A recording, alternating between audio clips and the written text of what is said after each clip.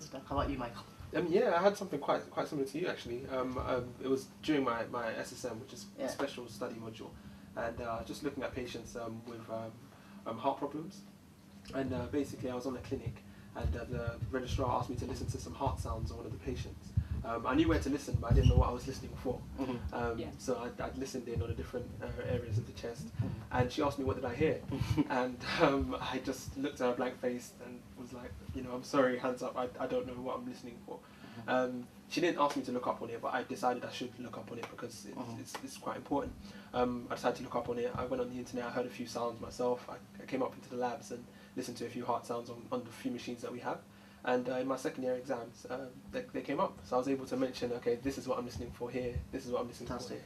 And it was just good. I mean, that's how reflective practice should be. It causes you to kind of improve on your own, faults and things that you don't know.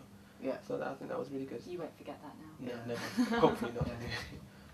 One other experience that I had was actually just recently in one of my last firms.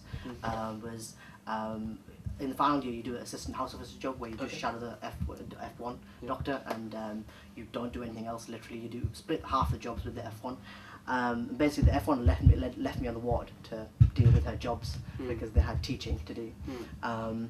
And at that one point, I looked around. For some reason, the whole ward was empty. The nurses' station was empty. There was no nurses, anyone about, and apparently they had handover, and the physios had handover as well, and they had an MDT meeting or something. And this patient coming out this side bay, screaming at me, red in the face, crying. I was like, I want to see who's looking after this patient. And she was really getting angry at me, and I was thinking, I'm a medical student, leave me alone. Initially I wanted to run, but I realised there's no one else behind me, there's no one at the nurse station, I couldn't run. So I didn't know really what to do, so I kind of just ushered her into a side room. I asked her what the problem was, and she was basically concerned about her father's deterioration and that fact that he deteriorated overnight and why, and she was putting it down to the poor care.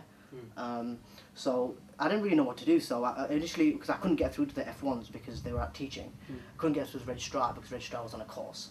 Obviously I'm not going to ring the consultant, I think the consultant wasn't even in the hospital. So I kind of waited and I kind of talked to her, went and assessed the patient quickly, and the patient was fine, stable. So then finally the F1 turned up and the F1 took charge, which was fine. But I think later on when I thought about that incident, I think I could have dealt with, I realised I could have dealt with that situation a lot better. Even though the patient was happy, and at the end of the day the patient actually came over and apologised and thanked me for just calming her down. But I felt that I didn't do an amazing job because initially I just looked at her starry-eyed, blank face and scared of her, and all I thought was, okay, get her out of the main ward area. Which is the right thing to do, but however, once I sat her down, I didn't really speak to her that much. I only asked what the problem was, and then I just ran off and assessed her father, whether he was stable or not.